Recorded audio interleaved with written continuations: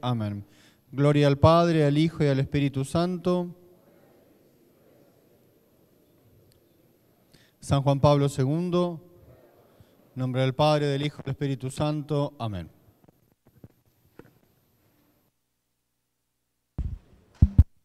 Hola. ¿Se escucha bien ahí? No, como se corta un poquito, ¿no? ¿Se escucha? ¿Sí?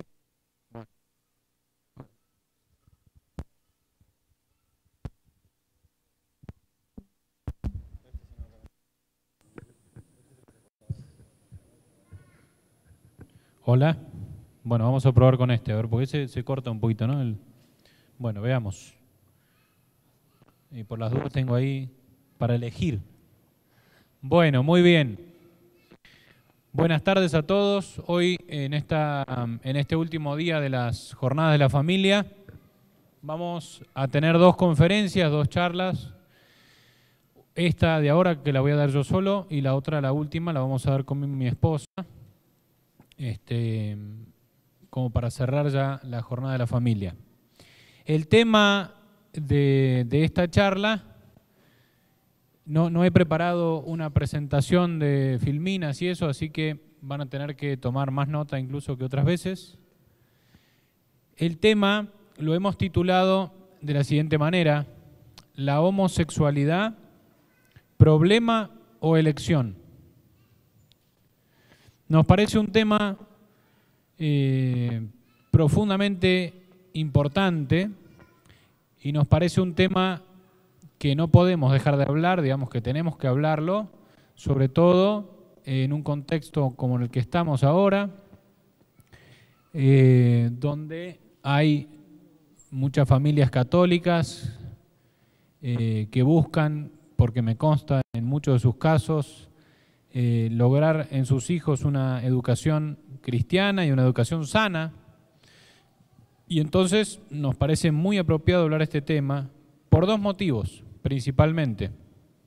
En primer lugar, para que ustedes puedan tener una noción, un conocimiento de qué es este problema de la homosexualidad, o esto de la homosexualidad, a ver si es un problema, si es una elección, si es una opción de vida, como vamos a plantear, y que tengan una visión de eso dada por, en este caso, un psicólogo y no por un sacerdote, porque usted... se cortó de nuevo. Los curas piensan esto, la iglesia piensa esto. Hay muchos psicólogos, no yo, muchos psicólogos, muchos profesionales que afirman esto que yo voy a decir ahora y piensan respecto de esto de la homosexualidad como yo pienso. Y entonces me parece que es muy bueno que ustedes como cristianos estén formados en esto y no se dejen empapar por aquello que el mundo nos presenta, que nos presenta cada vez con más frecuencia y con más intensidad y con más violencia respecto a estos temas. Entonces, en primer lugar, el objetivo central de la charla es eso, que ustedes conozcan el problema, conozcan desde una sana perspectiva qué es lo que sucede con este tema. Y en segundo lugar también para que ustedes tengan alguna herramienta mínima de ayuda en el caso que alguno en su familia puede ser los hijos o algún sobrino o algún pariente o algo, tenga la dificultad de atravesar por un proceso de atracción por el mismo sexo. Entonces, esos son los dos objetivos de la charla. La gran pregunta que hemos puesto incluso en el título, como ustedes lo tienen ahí, si es un problema o si es una elección. Esto de ser homosexual y de identificarse y de tener atracción por personas del mismo sexo, ¿es algo patológico, diríamos? ¿Es un problema? ¿Es un problema? ¿Es una enfermedad? ¿Qué es? ¿O es, como nos presentan hoy, una elección? Esto significa que es como una opción de vida. De hecho, muchos jóvenes se plantean, muchas chicas, muchos chicos, si van a ser homosexuales o no. Si su elección sexual van a ser las personas del mismo sexo o no. Y de hecho así lo presenta hoy el mundo, como una suerte de elección. Bueno, ciertamente que nosotros vamos a plantear algo de entrada que es el argumento de pensar que, obviamente, el problema de atracción por el mismo sexo es un problema. O sea, vamos a ir afinando bien un poquito de qué se trata ese problema. Pero es un problema de raíces profundamente psicológicas, ¿m? Y no es una opción de vida. Nunca puede ser una opción porque no es algo saludable, no es algo sano, y ahora vamos a ir explicando por qué. Hemos visto en los últimos años un gran crecimiento en las conductas homosexuales, en la fuerza del lobby gay, que se llama, ¿no? Todas las agrupaciones que promueven la homosexualidad como un estilo de vida, y no solo como un estilo de vida que tiene que ser respetado, sino como el prototipo del estilo de vida, o sea, como que es el mejor estilo de vida. Eso lo hemos visto cada vez más creciente, y entonces, sin duda, podemos afirmar que por esa fuerza propagandística que hay de toda la agenda LGTB y todo lo demás, que hoy la homosexualidad surge en mayor cantidad de casos que años anteriores. Eso es un dato estadístico real y no es una exageración, es así. En la década del 60, la homosexualidad estaba penalizada, hasta la década del 60, después se despenalizó. Ese cambio a la aceptación de personas que padecían esta dificultad, a incluirlas como el prototipo ideal de vida, ha sido en estos últimos años y ha ido así, con una velocidad increíble. Hoy vemos cuántas veces como padres la fuerza del lobby gay por imponer esto, por ejemplo, en las caricaturas para los niños, cada vez más. Disney, como todos ustedes saben y mejor que yo, que constantemente y cada vez más promueven personajes que antes eran personajes secundarios y ahora son los protagónicos de las distintas series, movies o caricaturas en general, en la cual el personaje protagónico es un homosexual o una homosexual. Y esto es una propaganda cada vez mayor, cada vez más grande, y ustedes eso lo saben mejor que yo. Bien. Ciertamente que esto siempre existió, es un problema que siempre existió, el de la atracción por el mismo sexo, y desde el punto de vista de la psicología se estudiaba como una dificultad afectiva. Se estudiaba como una dificultad afectiva. De hecho, en los manuales diagnósticos y estadísticos de las enfermedades mentales y de los desórdenes mentales, se hablaba de la homosexualidad como parte de la clasificación de los desórdenes. Esto sucedió, por ejemplo, en uno de los manuales más conocidos, diagnósticos y estadísticos, que es el que se elabora con la Asociación Psiquiátrica Americana, que se llama DSM, Manual Diagnóstico y Estadístico de los Trastornos Mentales, hasta su versión número 3. La homosexualidad se describía dentro de esa lista de desórdenes mentales. Cuando se elabora la versión cuarta de ese DSM, se saca a la homosexualidad en la lista de los desórdenes mentales. Robert Spicer, que es uno de los psiquiatras que participó de eso, él cuenta, porque él fue parte de todo eso, cuenta cómo el hecho de sacar la homosexualidad como un problema de desorden mental fue presiones, obviamente, del lobby gay, presiones que fueron muy fuertes y que lograron finalmente que se excluyera de la lista de desórdenes mentales el problema de la homosexualidad. A partir de ahí, en la línea psiquiátrica o en la línea de psicólogos, hubo una gran división. Y entonces muchos psicólogos y muchos psiquiatras adhieren al sistema, ¿sí? Algunos por miedo, otros no sé por qué razones, quizá porque terminan convenciéndose de principios ideológicos o lo que fuera, pero terminan aceptando la homosexualidad como una opción de la sexualidad humana, como una tercera opción, y de ahí empiezan a sumar, porque después de la tercera hay una cuarta, una quinta, hay un montón de opciones, ¿no? Y entonces lo asumen como algo normal. Pero la realidad es que no es tan normal como parece. Vamos a ir viendo algunas cosas. La orientación sexual se define como la atracción que tiene como objeto el enamoramiento predominante o exclusiva a una persona del mismo sexo. Se suele llamar también homoerotismo. En esta situación no hay necesariamente una actividad o comportamiento homosexual. Algunos afirman que no existen personas homosexuales, sino personas heterosexuales con un problema de homosexualidad. Entonces, lo primero que definimos es esto: orientación sexual homosexual. Es cuando una persona siente atracción por personas del mismo sexo.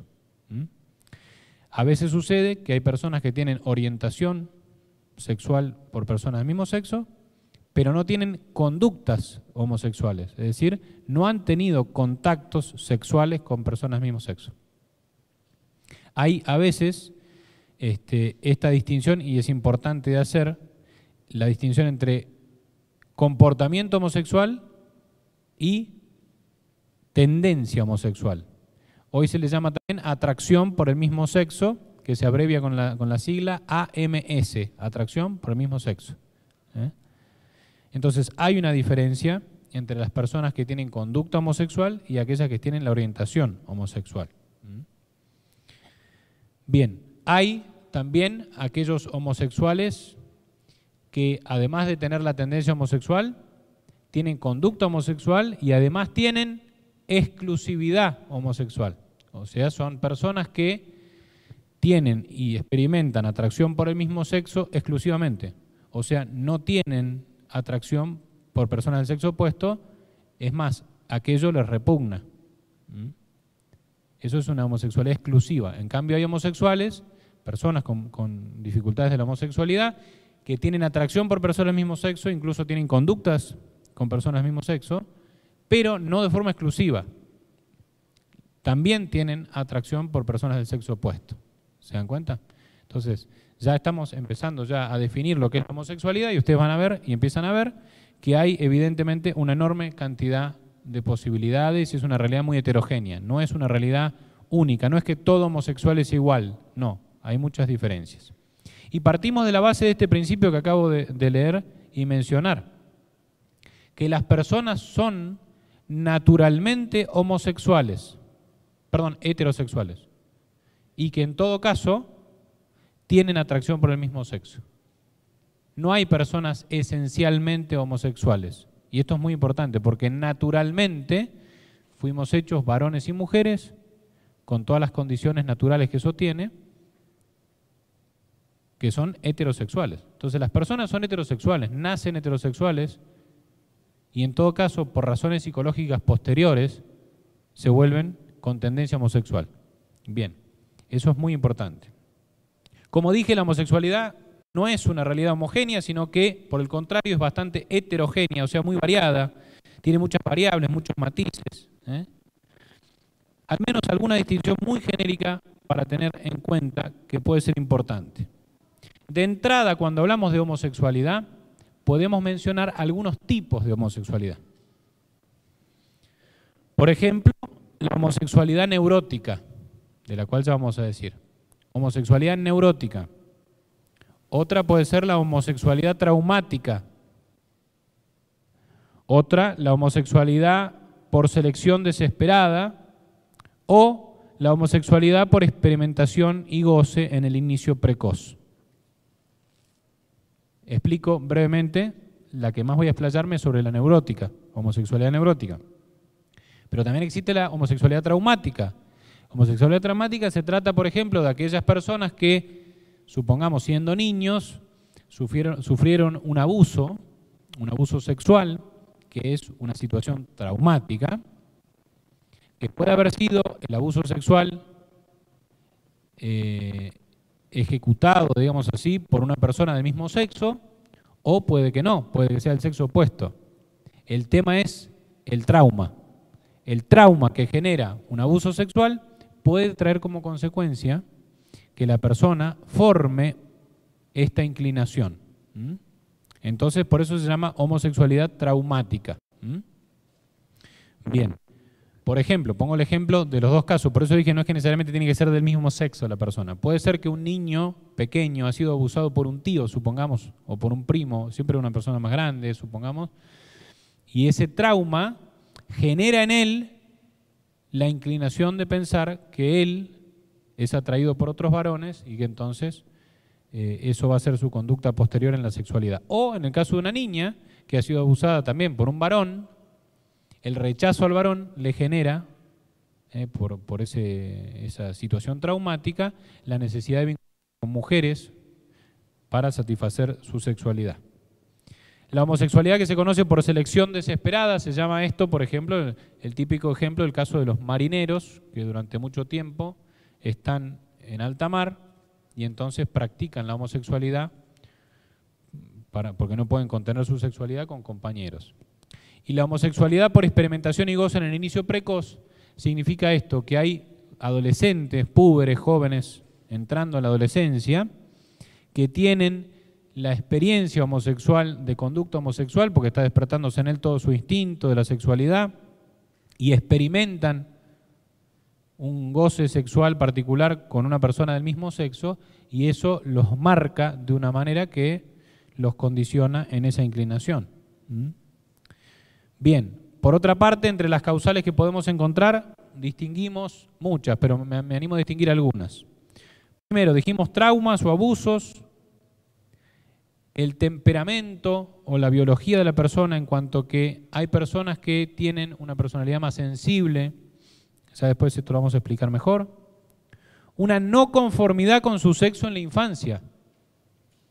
Sucede muchas veces que hay niños que no son homosexuales porque no nacieron homosexuales ni nada por el estilo, pero tienen por condición natural mayor, por ejemplo, sensibilidad, son niños más sensibles, más frágiles, que no tienen, supongamos, la atracción por intereses estereotípicos propios de su sexo, de los varones, y entonces prefieren más las cosas que a veces se asocian y se atribuyen a las mujeres.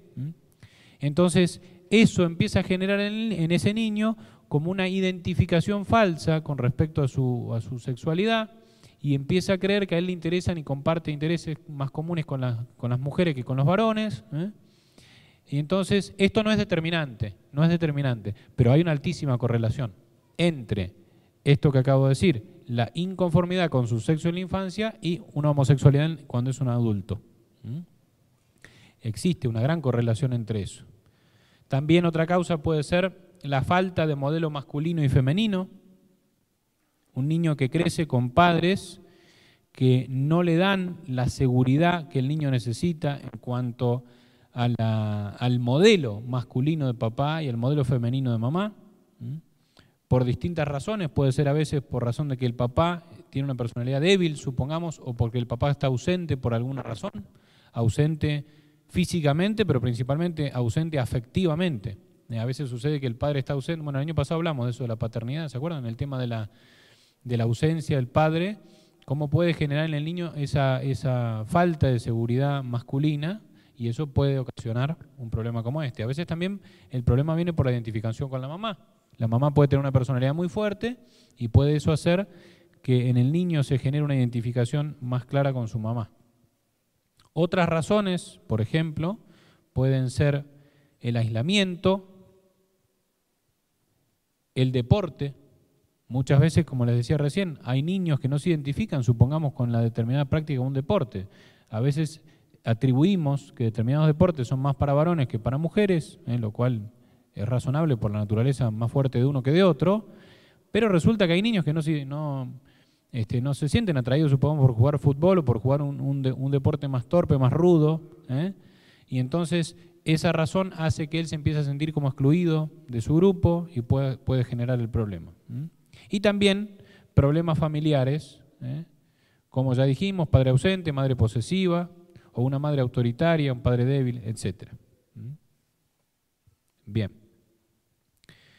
En general, el desarrollo de la homosexualidad empieza cuando la persona es muy pequeña.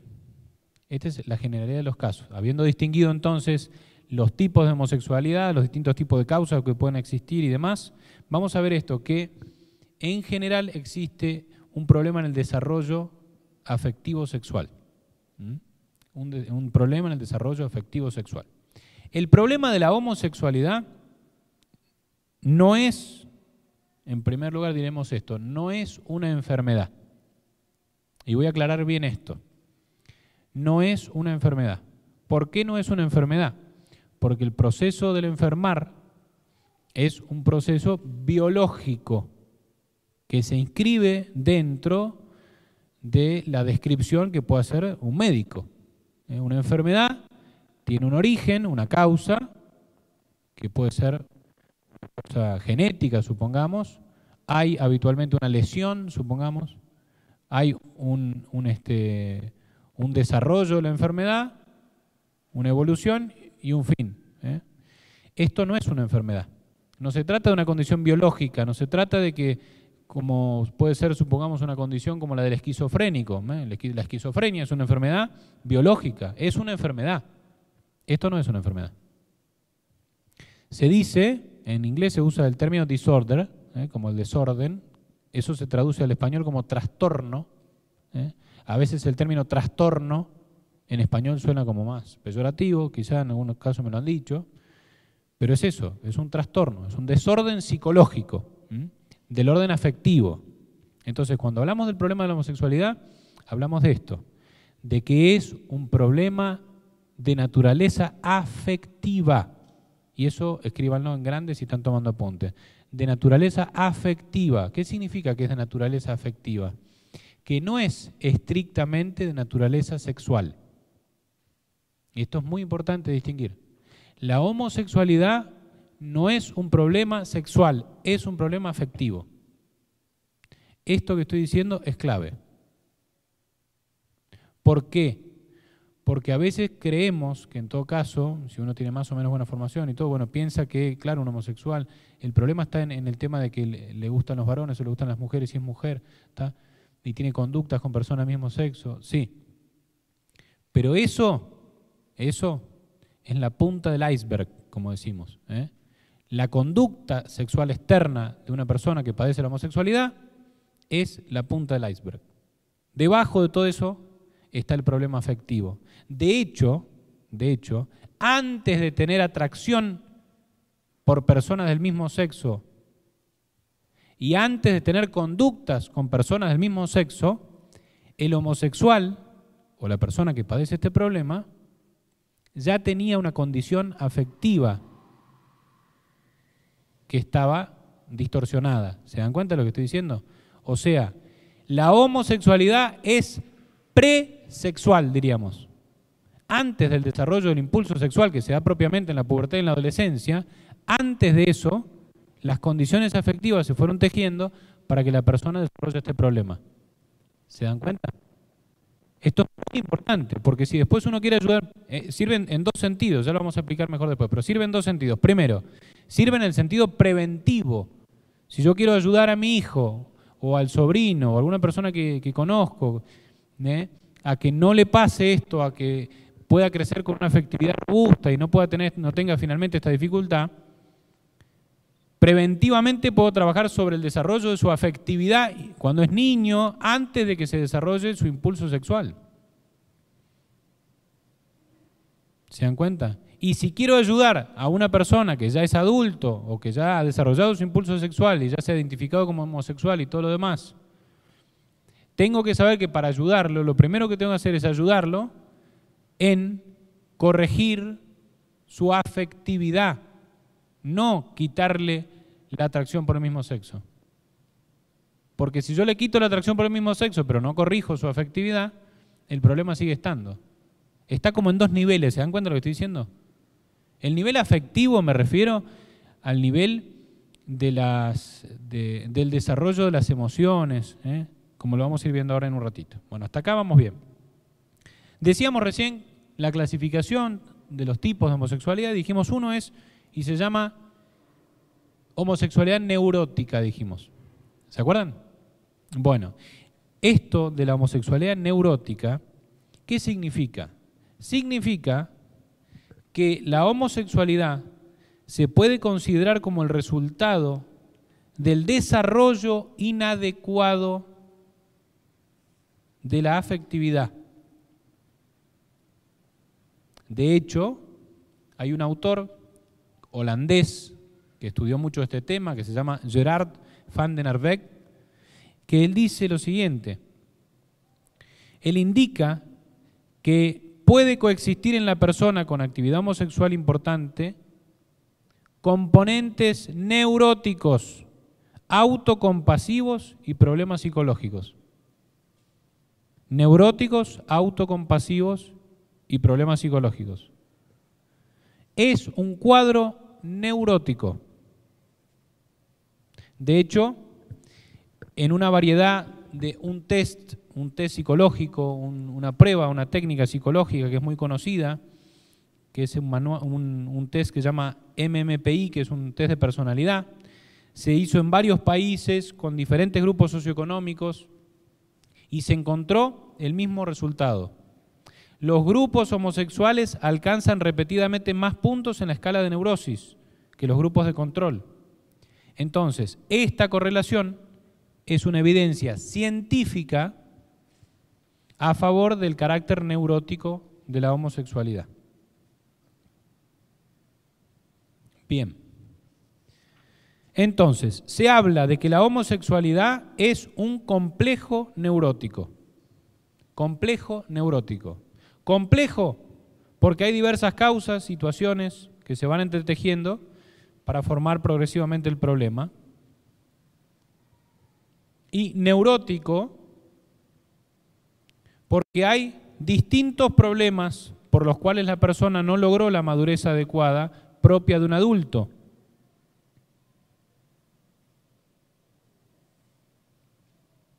Fíjense algunas características que da este autor que ya mencioné, el holandés, Van den Arbeck. Dice así: se trata de un tipo especial de complejo de inferioridad.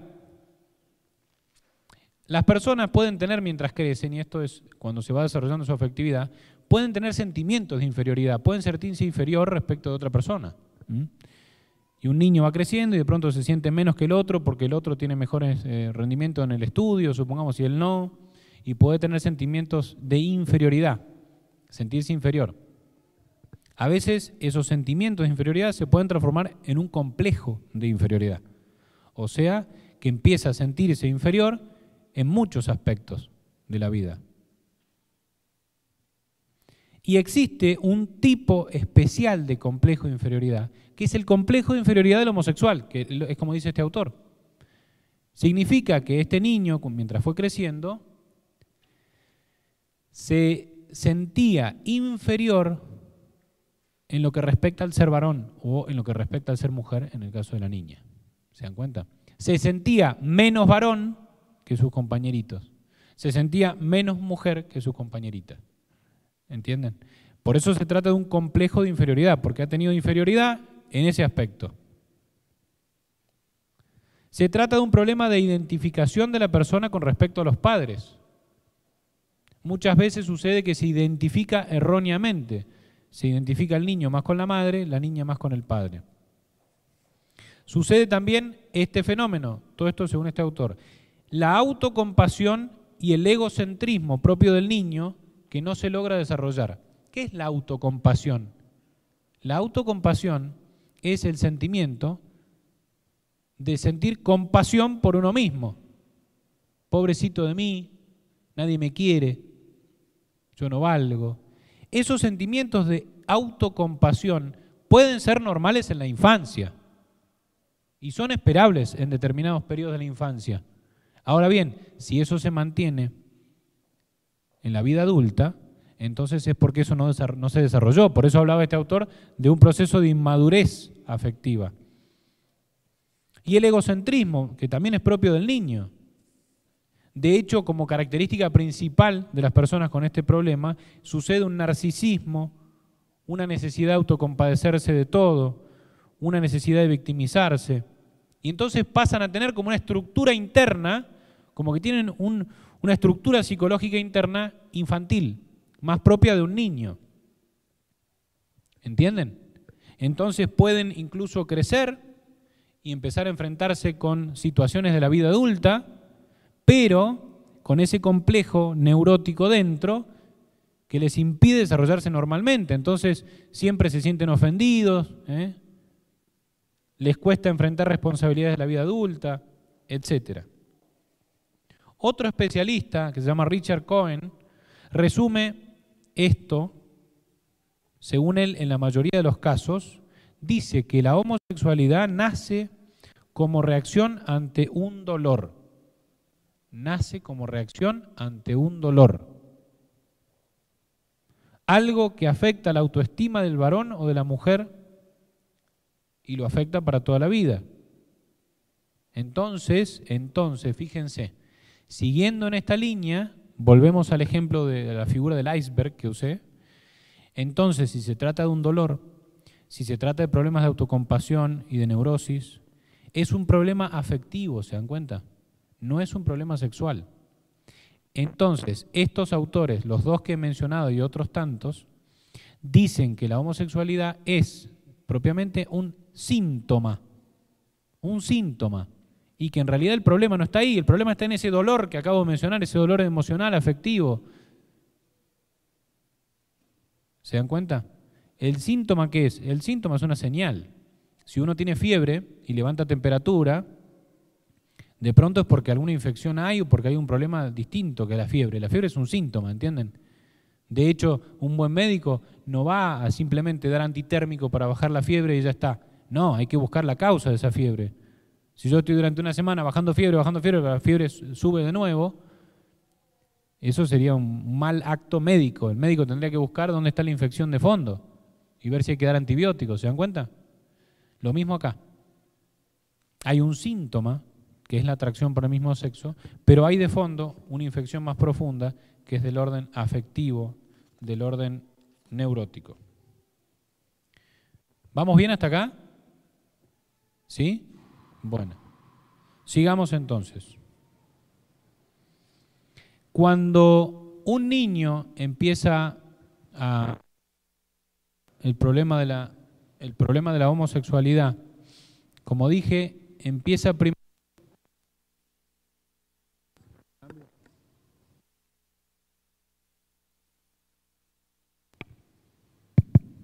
Hola, vamos cambiando de micrófono. Bueno, cuando un niño, dije, empieza a crecer en su afectividad, necesita naturalmente ciertos bienes que le son connaturales, se dice, como que vienen con su naturaleza. Un niño o una niña, cuando yo uso el término niño, me refiero al varón y la mujer, ¿no? Pero bueno, por las dudas aclaro, el niño y la niña necesitan bienes que le son propios a su naturaleza. Necesitan, por ejemplo, un niño recién nacido, necesita el afecto de su madre, supongamos, necesita el calorcito de la mamá, la presencia, necesita que le den de comer, necesita...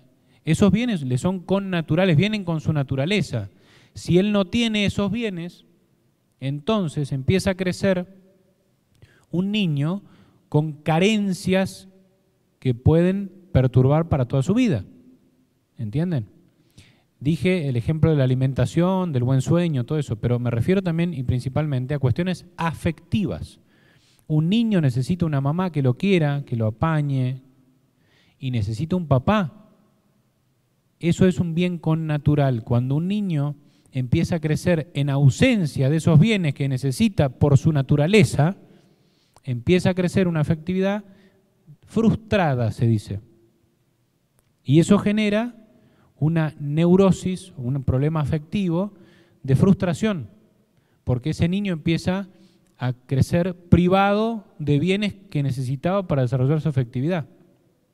Entonces empieza a desarrollar un afecto inseguro, frágil, que puede, cuando el instinto sexual se despierte en un futuro, identificarlo con la sexualidad. Sucede también que hay niños que, aunque nacen en un ambiente familiar y no están privados de esos bienes naturales, sin embargo, tienen un modo de relacionarse con esos bienes que no es el más adecuado. Por ejemplo, cuando hay una autoridad muy exigente de parte del padre o de parte de la madre, y entonces no se vive una autoridad normal, sino un autoritarismo, y se vive una forma hasta violenta, se crean personalidades represivas, se dice, represivas, y entonces aparece una afectividad ya no frustrada como la anterior, sino reprimida, porque empiezan a crecer bajo la ola del miedo, y entonces tienen miedo a todo su actuar, Y entonces hay niños, por ejemplo, que si su papá de niño, cada vez que hacía una cosa, lo castigaba excesivamente y lo castigaba desproporcionadamente, ese niño empieza a crecer con temor. Y es un niño temeroso. Y es un niño inseguro. Y es un niño que finalmente, cuando su impulso sexual se despierta en la pubertad y en la adolescencia, pueda que quiera buscar su seguridad en otro del mismo sexo. ¿Se dan cuenta? Bien. Es posible que la homosexualidad se desarrolle y es posible que llegue finalmente a establecerse como un problema difícil de corregir. Cuando como psicólogo me toca ayudar a personas que padecen la homosexualidad como un problema, yo trabajo exclusivamente con adultos. Personas que padecen la homosexualidad, se dice técnicamente, de manera egodistónica. Explico esta palabrita que puede ser difícil, pero es una palabra técnica, pero se usa y es muy importante porque distingue. Se dice homosexualidad egodistónica. En general, cuando hay un síntoma, en psiquiatría o en psicología, ese síntoma puede ser egodistónico o puede ser egosintónico. Egodistónico es cuando el síntoma, la persona lo percibe como algo molesto, algo que me perturba y algo que lo quiero cambiar. En cambio, egosintónico es cuando la persona no se da cuenta de que eso es un problema, no lo percibe como tal, no le molesta y no lo quiere cambiar.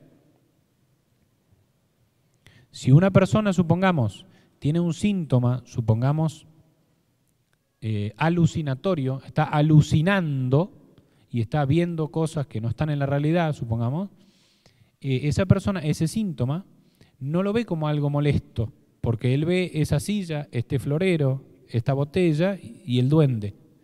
Y ve el duende igual que ve esto, igual que ve esto, igual que ve aquello. Entonces no le molesta. Ese síntoma es un síntoma, pero egosintónico.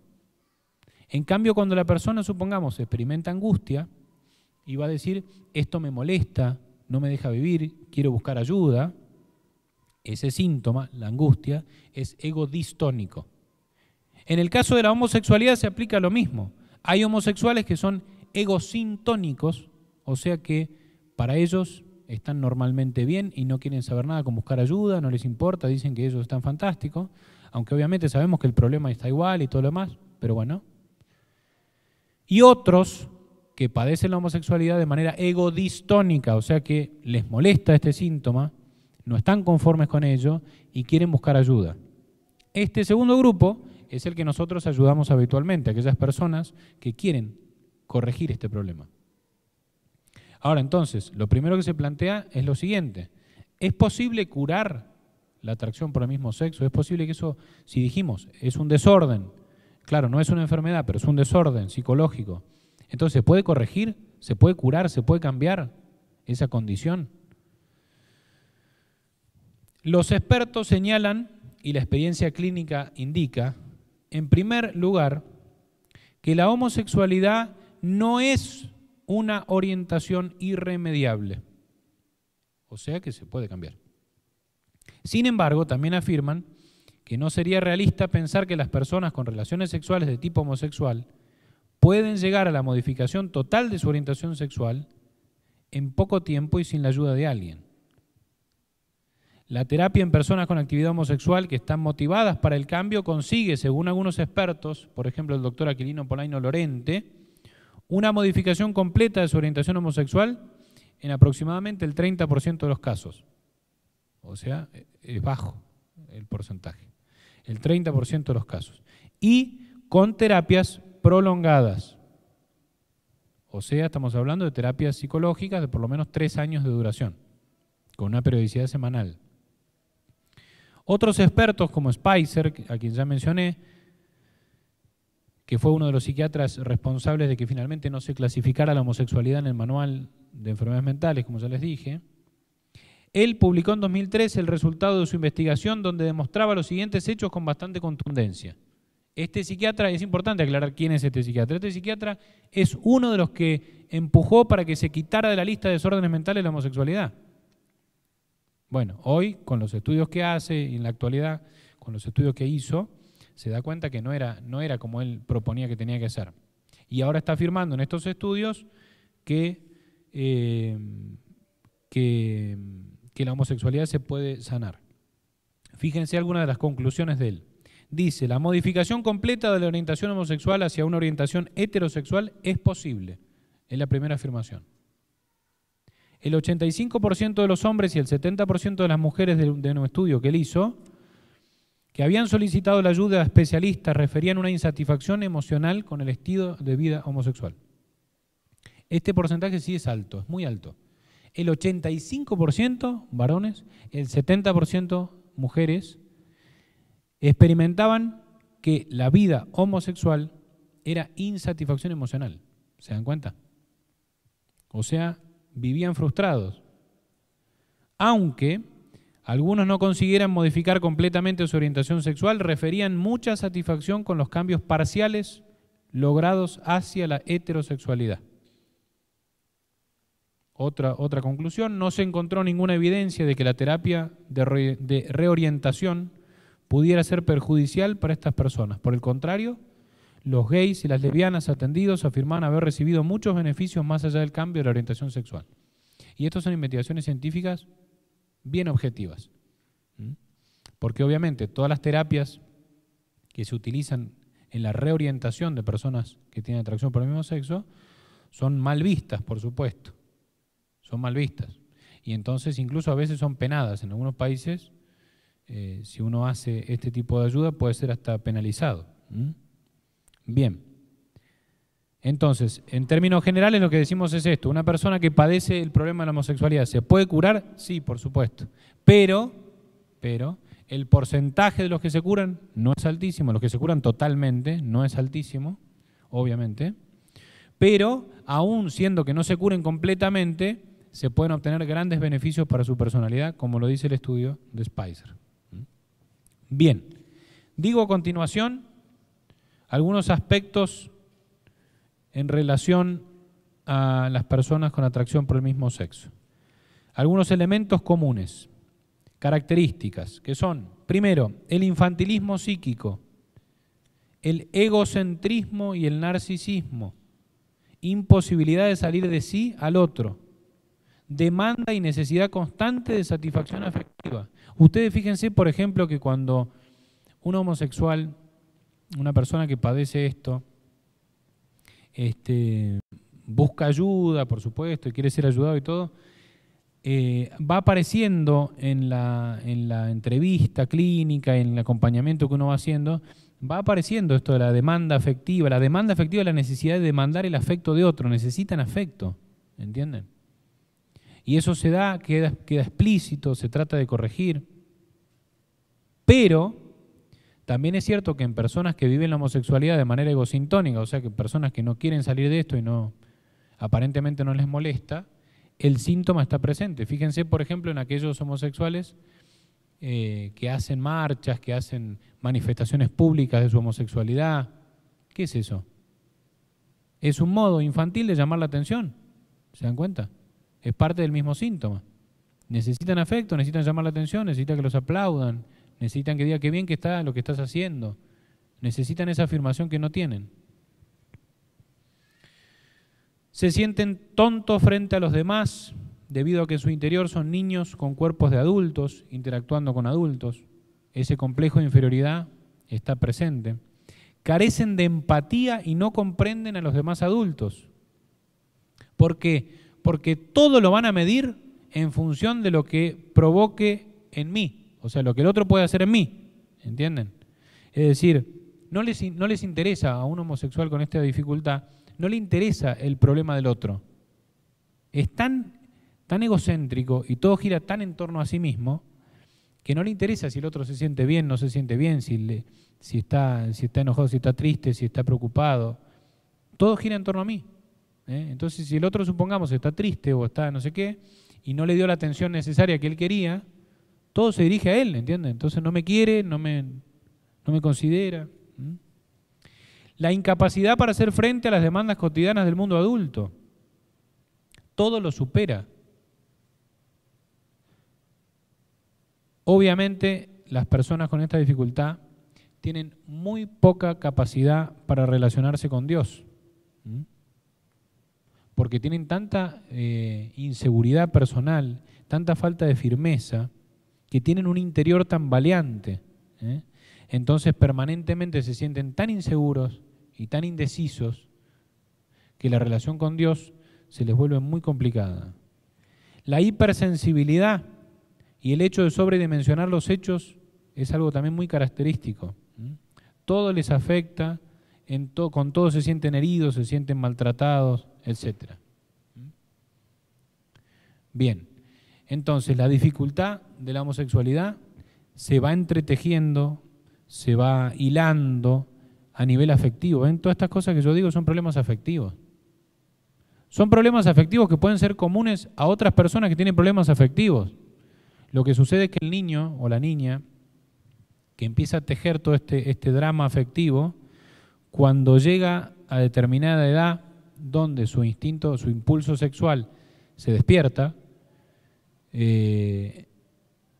hace que se identifique con personas del mismo sexo y que crea que la satisfacción de esas necesidades afectivas las va a encontrar en la sexualidad. ¿Entienden?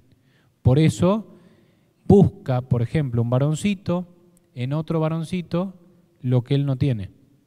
Si él carece de ciertos aspectos de la masculinidad y él se siente inferior en ciertos aspectos de la masculinidad, cuando mire otro varoncito que sí reúne con esos aspectos y con esas características propias de la masculinidad de las cuales él carece, o que él cree que carece, ¿qué hace? Idealiza a eso, idealiza esa característica, idealiza esa condición del otro varoncito, y esa idealización de esa condición del otro varoncito hace una suerte de enamoramiento, de idealización, de enamoramiento, de atracción, y eso finalmente se lleva, la consecuencia es que se lleva eso a la genitalidad, al uso de la sexualidad con personas del mismo sexo.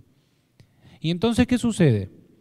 Un chiquito que empezó a crecer con estas dificultades afectivas, después llegó a la adolescencia, empezó a idealizar a otro varoncito porque no tenía, digamos, carecía de ciertas cualidades que el otro sí parecía que tenía, entonces se identifica con ellas, se termina enamorando, termina teniendo conductas sexuales con el otro. ¿Qué sucede? Cada vez que tiene conductas sexuales de tipo homosexual, está buscando en esa conducta calmar esa ansia neurótica. Está buscando calmar esa necesidad de afecto, esa necesidad de demanda afectiva, esa necesidad de contención, del abrazo, etcétera, etcétera. ¿Se dan cuenta?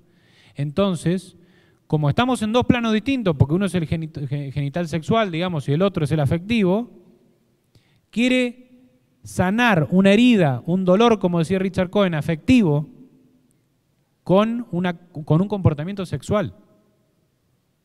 Entonces, obviamente, no lo va a lograr.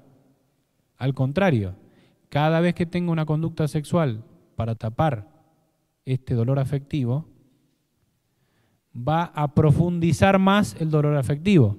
¿Por qué? Porque se va a sentir frustrado. Porque la conducta sexual con personas del mismo sexo es contraria a nuestra naturaleza. Y hoy hablar de la palabra naturaleza puede ser algo muy complicado, pero es algo muy importante de decir. De hecho, muchas veces nos cuesta encontrar personas que afirmen que existe una ley natural innata en la esencia de todo ser humano. Hoy se dice y se sostiene abiertamente que el ser humano tiene libertad para redefinirse a sí mismo según él crea conveniente. Y ese es un principio bien instalado en nuestra sociedad que es falso. Nosotros partimos del principio de que hay condiciones innatas que responden a una naturaleza. Entonces hay modos fisiológicos, psicológicos, sociales, culturales propios del varón y lo mismo propio de la mujer. Entonces, cuando un niño que ha padecido estas dificultades afectivas termina concretando conductas homosexuales para llenar ese vacío afectivo, termina generando más vacío afectivo. Porque ese acto antinatura, o sea, ese acto que va contra la ley natural que acabo de decir que afirmamos que existe, ¿qué sucede? Más lo frustra. Por eso es tan frecuente que dentro de las personas con homosexualidad que recurren a las conductas homosexuales, es muy frecuente dos cosas. Una, que se genere actos compulsivos respecto de la sexualidad. O sea, es muy frecuente la adicción sexual en los homosexuales. De hecho, hay estadísticas que demuestran que la adicción sexual es un problema común. Común, quiero decir, a los homosexuales o a los heterosexuales. Pero los homosexuales en porcentaje tienden más a comprometer su conducta de forma adictiva con el uso de la sexualidad, porque justamente pasa como pasa con el adicto. El adicto, ¿qué hace? Quiere llenar un vacío, no puede llenarlo, consume, ese consumo lo frustra, esa frustración le aumenta el vacío le hace buscar más y así. Por eso sucede lo segundo. Los homosexuales y las personas que tienen conducta homosexual habitualmente tienen muy poco índice de fidelidad, digamos, en las parejas. Las parejas homosexuales duran mucho menos que las parejas heterosexuales. ¿Por qué? Porque son dos individualidades que están buscando satisfacción independientemente uno del otro, porque no lo van a encontrar por naturaleza en el otro, y porque cada vez que lo hagan se van a sentir frustrados y van a aumentar el dolor afectivo que tienen de fondo. ¿Se dan cuenta? Por eso la gravedad. Bien. Entonces, para ir ya entrando en el cierre de esta conversación, decíamos que la homosexualidad, dijimos, se da como en dos dimensiones. Una es la sintomática, el síntoma de la atracción por el mismo sexo, y lo otro es todo el problema afectivo de fondo. Claro, cuando un hijo, un adolescente, un pariente o el vecino, o alguien que uno ve o que quiere ayudar o lo que sea, ya desarrolló el problema, bueno, hay que buscar una ayuda para quitar el problema, para que él se corrija, para que... Bueno. Pero también podemos trabajar desde lo preventivo. Trabajar desde lo preventivo. ¿Cómo hacemos para trabajar desde lo preventivo? Bueno, podemos establecer algunos principios que ayudan a educar la afectividad en todo niño. Si uno hace que mi hijo, mi hija, crezca con una afectividad robusta, sólida, firme, voy a hacer que ese niño no desarrolle en un futuro un problema de homosexualidad. ¿Se dan cuenta? Entonces, lo que vamos a hacer ahora es ver lo preventivo. Y de lo preventivo voy a decir dos cosas. Una, anoten, una es la siguiente. Puede pasar que cuando uno tiene un hijo pequeño, una hija pequeña, encuentre rasgos de lo que se llaman conductas prehomosexuales. Supongamos que un niño tiene conductas de identificación con el sexo opuesto. ¿Y entonces qué sucede? Por ejemplo, el niño quiere jugar con juegos propios de una niña. Se pone una florcita, saca una flor y se la pone acá. Esos juegos de identificación tienen que corregirse, los padres tienen que corregir esas conductas. Hay casos graves, nosotros hemos tenido casos graves, es decir, cuando uno te cuenta en la infancia y se vestía con vestidos y la mamá le festejaba eso, y bueno, eso es una estupidez, porque hay una correlación entre la identificación con el sexo opuesto en la infancia y la homosexualidad en la vida adulta. Entonces, lo primero que dije que hay que tener en cuenta es eso. Si hay un niño que es más sensible que los otros, o una niña que tiene comportamientos más masculinos, hay que corregirlo. Hay que corregirlo. E incluso se manifiesta a veces el deseo de ser como, supongamos, un artista femenino, en el caso de un varoncito, o una niña que quiere identificarse con un artista que es un varón, lo mismo hay que corregir. Porque eso también se mezcla con la ilusión propia de un niño. Un niño también puede querer ser Superman, pero uno le tiene que decir, bueno, está jugando, sí, muy lindo, pero no puede ser Superman. ¿Está? Si un niño quiere ser una Barbie, se lo tengo que corregir. Y decirle, no, si vos sos varoncito, Dios te quiere varoncito. Mira las cualidades que tenés, ¿entienden? Bien. Y lo segundo que voy a decir es lo siguiente. 3 principios para educar la afectividad de nuestros hijos. Les dije, si hacemos crecer a nuestros hijos con una afectividad robusta, firme, es muy probable que este problema no se desarrolle. Entonces, 3 principios para educar en la afectividad. Y son los siguientes. El primero, Educar en la afectividad es educar para el compromiso. Educar en la afectividad es educar para el compromiso.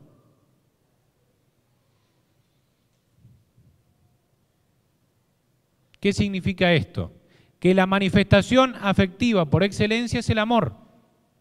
Y el amor es compromiso. Porque el amor exige, como lo hemos dicho en varias de estas charlas, y lo vamos a seguir diciendo, es una donación personal a otra persona. Entonces, si no sucede esa donación, si no sucede ese compromiso, no se puede hablar de amor y no se puede hablar de una afectividad robusta. O sea, el amor verdadero exige la expropiación de uno por sobre el otro. Primera cosa, entonces, educar. Compromiso. Segunda cosa, educar la afectividad es educar en la libertad.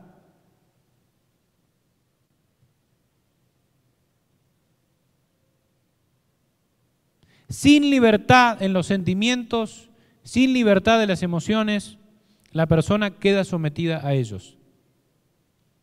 O sea, nuestros hijos tenemos que educarlos en que sean libres de sus emociones. Que no gobiernen su vida en función de su estado emocional. Entonces, el niño puede acostumbrarse a eso y hay que corregirlo. Si un niño hoy no hace las cosas porque no se siente bien anímicamente, no, las tiene que hacer igual. Él tiene que ser independiente de sus estados emocionales. No puede actuar y hacer cuando esté feliz o no actuar y no hacer cuando esté triste. Las responsabilidades se cumplen de la misma manera. ¿Entienden? En Argentina, no sé si ustedes conocen una forma de expresión que existe que dice las personas, no, hoy me levanté con el pie izquierdo. Como diciendo, hoy estoy de mal humor, nadie me hable, no me digan. No, eso no existe. Si te levantaste con el pie izquierdo, pisarás mejor con el derecho y ponete en equilibrio. Listo. Eso es educar en la libertad. Y finalmente, educar la afectividad es educar en el sufrimiento. Educar en el sufrimiento. Esto es un tema muy, muy olvidado en nuestros días. No se trata de hacer sufrir a nuestros hijos, no se trata de masoquismo. Se trata de una realidad clarísima. El ser humano sufre, los seres humanos sufrimos, el sufrimiento es una realidad humana. En un mundo hedonista en el que estamos, hedonista significa que pone su foco principalmente en el placer y en satisfacer las necesidades placenteras y punto, se olvida de esta realidad tan importante, que es tan humana como el placer, que es el sufrimiento. Todos sufrimos. Sufrimos crecer, sufrimos un abandono, sufrimos la distancia, sufrimos, no sé, algo, sufrimos un dolor de barriga, algo sufro en la vida. El sufrimiento es una realidad. Y entonces, muchas veces la educación de nuestros hijos se convierte en una educación de evitarle el sufrimiento. Evitar el sufrimiento, que no sufra, pobrecito, no, que no va a sufrir. No, sí, que sufra. Y que aprenda a sobrellevar el sufrimiento con un sentido de la vida. Que aprenda a sacrificarse, que aprenda a que para trabajar va a sufrir y que para tener una familia y lograr algo en la vida tiene que sufrir. Eso es lo más importante. Y que el sufrimiento además tiene una riqueza enormemente teológica, porque es el sufrimiento además en un cristiano redentor.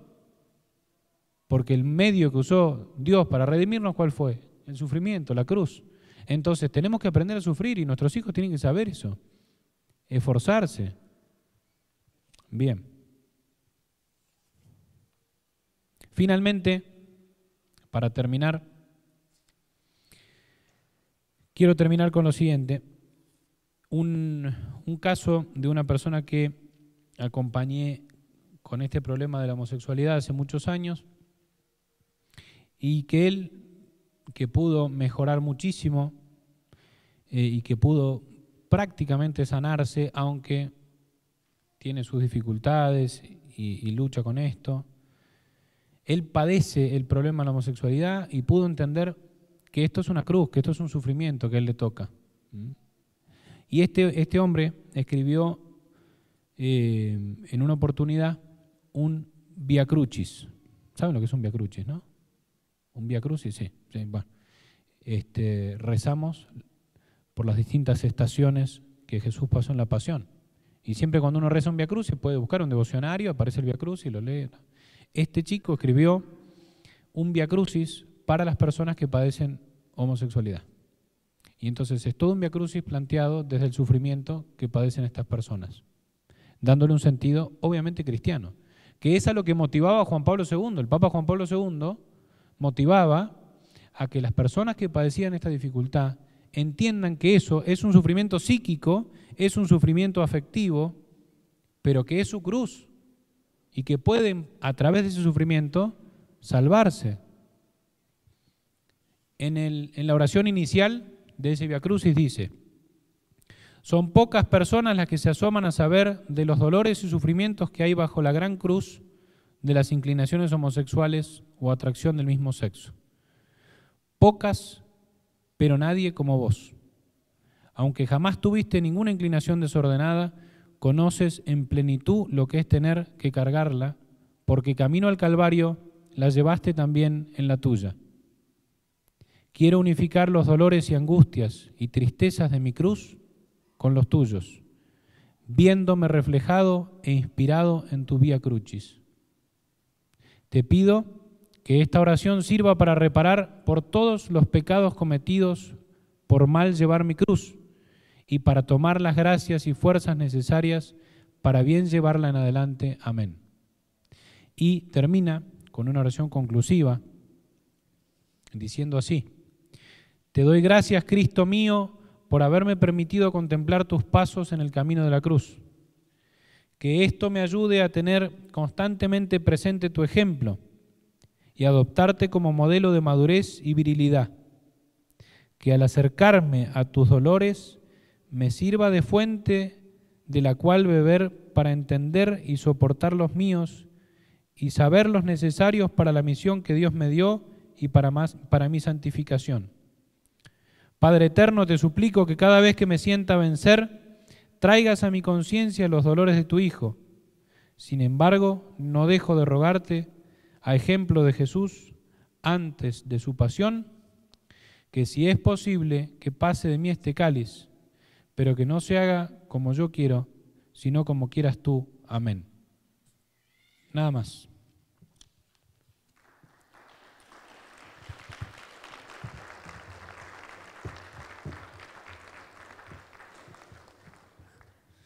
Bueno, hay un momento para preguntas.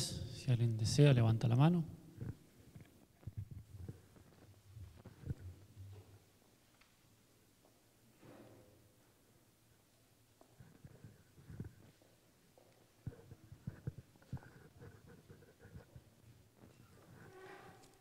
Buenas tardes. Mi pregunta es, nosotros somos padres de hijos, son gemelos, entonces niño y niña, y la pregunta que tenía yo con mi esposa es, ¿a qué edad podemos ya, ellos tienen 4 ahorita, entonces mi pregunta era, ¿a qué edad podemos ya bañarlos y separadamente es mejor o es muy temprano?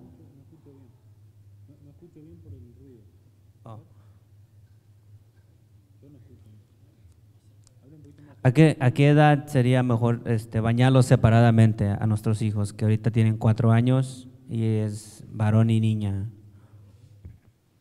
¿Ellos son mellizos, dijo? Sí. Sí. ¿Y son los únicos hijos que tienen? Sí. Sí. Sí, ya conviene. Si tienen 4 años. 4 años, sí. Sí, ya conviene. El tema es un tema importante el que acaba de plantear. Como dije, hay un tema, digamos, en el desarrollo sexual, genital de nuestros hijos, que tiene que ser como la coronación, digamos, de la educación afectiva que yo doy a mis hijos. Lo más importante es dar educación afectiva, que afectivamente sean niños robustos, enteros, íntegros, ¿no? Y la educación sexual, en la instrucción que yo pueda darle en la sexualidad, la educación del pudor. Por ejemplo, la educación del pudor es eso, que el pudor es la virtud que ayuda a regular la propia intimidad, ¿no? Como a resguardar la propia intimidad. Entonces, el pudor en los hijos es muy importante de educar desde que son bien pequeñitos, incluso antes de los 4 años, bien pequeñitos. Es decir, si es varoncito, que sepa, por ejemplo, cubrirse, cambiar y no cambiarse frente a la hermanita, supongamos, o también lo mismo la hermanita respecto de él. También si hay disposición en la casa, depende de dónde uno vive y cómo vive, todo eso más vale que hay que adaptarlo a la realidad, pero si se puede tener habitaciones separadas de manera que los varones o el varón duerma en una habitación y las niñas o la niña en otra, para que mantengan su pudor, su distancia, eso es muy importante desde niños. Pero les decía esto de que eso es importante y hay que hacerlo, pero acuérdense que siempre lo más importante es la educación afectiva. A veces se cree que educar al niño en una sana sexualidad es, por ejemplo, exponerlo a situaciones sexuales, o mejor dicho, genitales. Por ejemplo, si hubiesen casos como hay familias que tienen varones y los varones, entonces los bañan todos juntos a los varones, bueno, mientras son chiquitos está bien, pero después se siguen bañando juntos, ¿está? También hay que cuidar el pudor entre los varones. Había un autor, un psiquiatra, que quería corregir a las personas con homosexualidad e incluso hizo aportes muy interesantes, pero uno de esos aportes, que a mi juicio está muy equivocado, él proponía a los papás que se bañen con sus hijos, para que el hijo se vaya identificando con el varón. Eso es una estupidez, porque obviamente que si considero así la homosexualidad, la estoy considerando como un problema únicamente sexual genital, no un problema afectivo. En cambio, si yo educo el pudor en el niño, estoy educando su afectividad. Sí, tienen que separarlos.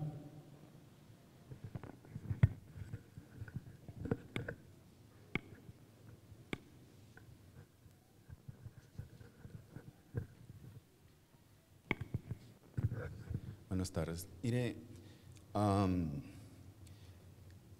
mis hijas están en la escuela, una en el octavo y otra en high school, y tienen amistades ahí mismo en el salón que son, bueno, la primera está en octavo y tiene una amiga que ya no es amiga, dice que es Toby, se cambió su nombre, entonces ahora ya es hombre para ellos. Entonces el trato que debe de haber o cómo la debemos de nosotros tratar a nuestras hijas, porque lo ven normal ahorita, como parece ser que es normal que en el salón suceda eso, en todos los salones, las escuelas públicas, y mi hija, la otra, también tiene amistades que pues no se define, sí, pero sí se mira que es una persona, una niña que se viste, como dice usted, ya como más masculina, pues así. Entonces, ¿de qué manera nosotros podemos hablar con nuestras hijas? Porque pues son amistades que no podemos, que están en el mismo salón, que no pueden decirle, pues hay que sacarlas de la escuela, o ¿de qué manera se puede tratar eso en estos casos, no? Gracias. Sí. Bueno, ahí primero distinguir algunas cosas. Cuando sucede esto de una niña, por ejemplo, que se identifica como varón y eso, propiamente hablando, el problema ahí es distinto. Eso se llama disforia de género y es un trastorno que todavía, gracias a Dios, todavía se describe como un problema en estos manuales diagnósticos y estadísticos que le dije, hasta el que está vigente ahora, el que está actualmente en vigencia, que es el DSM-5, revisado y todo. El DSM-5, concibe la disforia de género como un trastorno de orientación sexual. Entonces, primero es un dato importante porque es un dato que nos sirve por ahora como argumento, y eso está bueno. Después, por otra parte, es cierto que hay un bombardeo tan grande en la cultura en la que vivimos nosotros y en la sociedad en la que estamos, que el gran problema de esto es que se nos van metiendo tanto estas ideas, tanto a fuerza de bombardeo, como les puse el ejemplo, ¿no? De que están en las caricaturas, en las movies, en todos lados aparece esto, ¿no? Entonces, ¿qué sucede? Que con tanto bombardeo terminan generando adormecimiento de nuestras conciencias. De los adultos y los que hemos tenido una formación de criterios un poquito más sólida, incluso también se tambalea muchas veces. ¿Cuántas veces pasa, por ejemplo, que estas ideas son tan penetrantes y tan fuertes que terminan adormeciendo la conciencia de incluso personas que deberían tener la conciencia bien clara, como puede ser un sacerdote? Me consta, me ha pasado encontrarme con eso. Sacerdotes que dicen, no, bueno, deja lo que sea. Eso es grave, pero lo cuento el ejemplo no para escandalizar a ustedes, sino para que ustedes sepan cómo ha penetrado esta realidad. Ha penetrado muchísimo en nuestras cabezas. Gente que yo conozco, adultos, personas grandes, de buen criterio, de muy buena formación en la doctrina católica, que terminan por ceder en estos principios. Y dicen, bueno, capaz, pero mira, al final este chico al final es homosexual, pero una vez me dijo esto un hombre muy informado, muy bien formado. Y me dijo, no, pero al final mira, este chico que es homosexual y el otro día trajo a su pareja y la pareja es tan buen chico. Y entonces lo invitamos a comer y lo vamos a volver a invitar y son una pareja que se los ve bien. Eso de ir cediendo así es un tema muy grave del que tenemos que cuidarnos mucho. Entonces, pero también es cierto que vivimos inmersos en este mundo, es la realidad. Lo que hay que lograr en nuestros hijos es, a medida y a costa de lo que sea, en formar criterios. Porque no puede existir ninguno de los dos extremos. Yo no puedo aislarlo de la realidad y meterlo a vivir abajo de una mesa y ponerle ahí todo un no sé qué ahí, encerrarlo ahí abajo y que no salga, que no vea el mundo. No, porque la realidad está.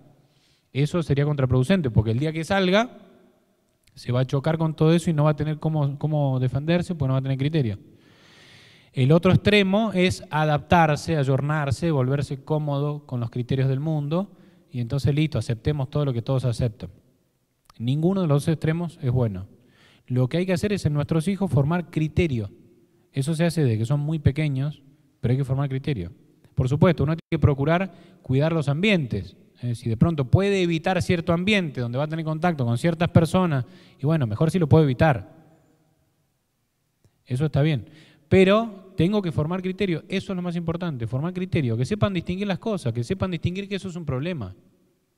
Y que aunque aparezca como algo fantástico y normal, no es algo fantástico y normal, es un problema. ¿Entiende? Es un problema y que hay que distinguir esto. Es un problema, el problema no es la persona que padece esa dificultad, sino que el problema es el problema. O sea, a esa persona que padece esa dificultad no es que la tienen que despreciar, maltratar, no, hay que tratarlos con caridad, con caridad, no con tolerancia, no con esos términos que hoy se dicen, con inclusión, no nada de eso, con caridad. Eso está claro, con caridad hay que tratarlo.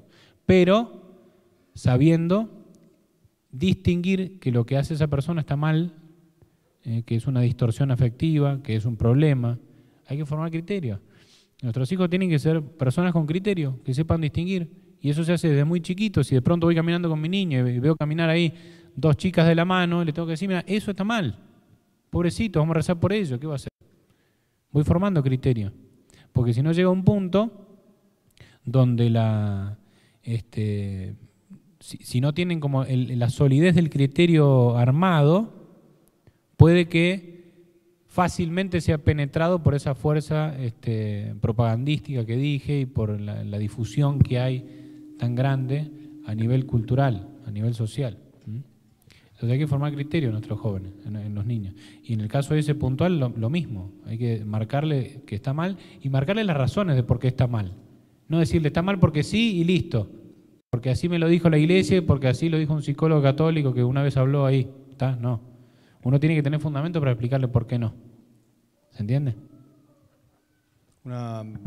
Y pregunta, ¿te ha pasado, por ahí hablando con esto que pregunta Martín, yendo después a lo práctico, uno dice, bueno, ¿qué le dice el papá al chico o a la chica? ¿Cómo tiene que tratar a este compañero o compañerita de la escuela? Porque si la compañerita se cambia de nombre por un nombre masculino, por ejemplo, y están compartiendo los 5 días de clases, entonces vos como papá a tu hijo, ¿qué le decís? Bueno, ahora llamala con nombre masculino, ahora, por ahí te ha tocado casos así que... Sí, sí, eso es lamentablemente cada vez más frecuente. Y en Argentina, por ejemplo, hay programas de hormonización que van incluso sin autorización de los padres, ¿no?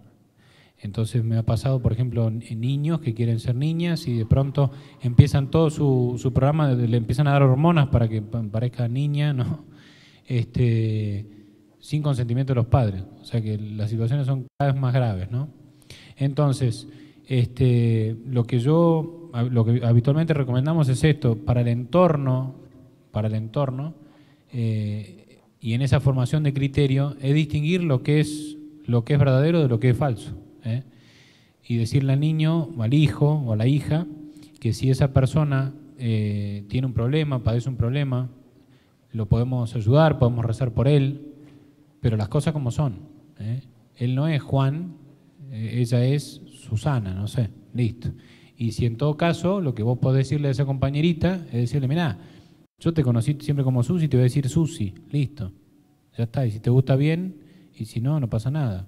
Yo no te, digamos, no te desprecio, no sé, yo rezo por vos, está todo muy bien, pero es importante que en la formación de criterio se sepa distinguir la verdad, porque si el niño o el adolescente tiene que acomodarse a esa falsedad delirante, porque termina siendo como una especie de como seguirle el juego a un delirante. Si yo le sigo el juego a un delirante, estoy finalmente siendo contrario a la verdad, y eso no me forma criterio, me termina adaptando a la falsedad de lo que se propone. Entonces tengo que ser en eso bien claro. Aunque me exija eso, el desprecio de esa persona o que digan algo, lo que sea. Queda poco tiempo, pero hago una pregunta más, que nada que ver por ahí, si hay algo más que agregar en todo lo que dijiste.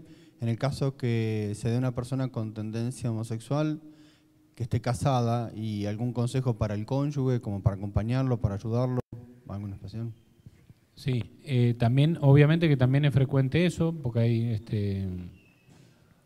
hay distintos casos, como por supuesto que depende del caso, ¿no? Pero en general, cuando uno de los cónyuges padece esta dificultad, que puede ser o él o ella, lo primero es que el cónyuge lo ayude al otro a aceptar su problema y a la necesidad de buscar ayuda, habitualmente ayuda profesional, si ya es una persona casada y todo, ya es un adulto, y si padece esta dificultad, que busque ayuda. Y en esa ayuda el cónyuge tiene que acompañar, y es una situación muy difícil. A mí me ha tocado acompañar algunos matrimonios con esta dificultad, y es uno de los, digamos, depende mucho de la madurez del otro, o sea, de la madurez del que no padece la dificultad. Porque para acompañar en un proceso así, tiene que ser muy equilibrada la otra persona, tiene que ser afectivamente muy robusta, darse cuenta de que el otro tiene un problema y que él puede ser parte de la ayuda que el otro pueda tener. Cuando hay un mínimo desequilibrio, o también hay ciertos aspectos neuróticos en la otra parte, eso lo vuelve todavía mucho más complicado. Pero ciertamente que si esas condiciones están dadas, digamos, en el cónyuge, por supuesto que tiene que participar en esto. Bueno, un fuerte aplauso, agradecemos a Marcos.